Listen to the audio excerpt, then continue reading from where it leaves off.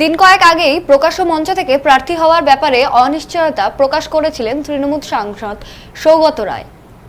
এমনকি প্রার্থী হলেও জিততে পারবে কিনা তা নিয়েও সংশয় প্রকাশ করেছিলেন দমদমের সাংসদ। আর গতকালই ব্রিগেডের জনসভা থেকে ৪২ জন প্রার্থী তালিকায় নাম ঘোষণা হলো সৌগতর।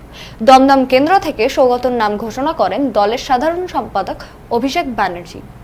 এ নিয়ে সৌগত বললেন, মনোনয়ন পেয়েছি, জয় নিশ্চিত।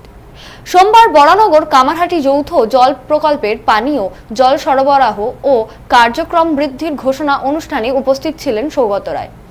তিনি বলেন, একটা খুচরো খবর কোথায় আমি বলেছি সেটাকে ভাইরাল করে তৃণমূলের ক্ষতি করা যাবে না। সংবাদ মাধ্যমের এই ভূমিকা আমার একদমই পছন্দ না। ইউসুফ পাঠান, কীর্তি আজাদ, শত্রুঘ্ন সিনহার মতো প্রার্থীদের নিয়ে বিরোধীরা যে বহিরাগত তত্ত্ব খাড়া করেছে তা নিয়ে সৌগত বললেন, এরকম কোথাও বলা ছিল না যে বাইরের প্রার্থী কাউকে প্রার্থী করা যাবে না।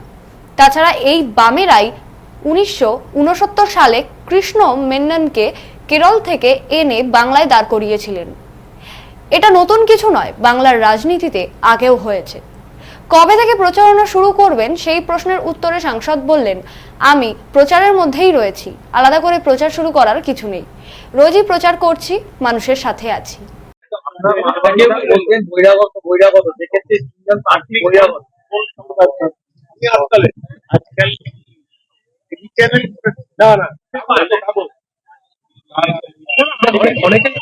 অনেকে অভিযোগ করছেন গুজরাটের তাকে এনে এখানে প্রার্থী করা হয়। যেই তৃণমূল বারবার করে কি হয়েছে, বামপন্থীরা আপনারা জানেন না, জন্মাননি 1969 সালে কেরালা থেকে কৃষ্ণ মেননকে এনে দাঁড় করিয়েছিলেন পশ্চিমবাংলার মেদিনীপুর থেকে। এটা বাংলার পক্ষে কিছু নতুন নয়। আপনি কবে থেকে প্রচার শুরু করছেন? প্রচারের মধ্যেই আছে, আলাদা করে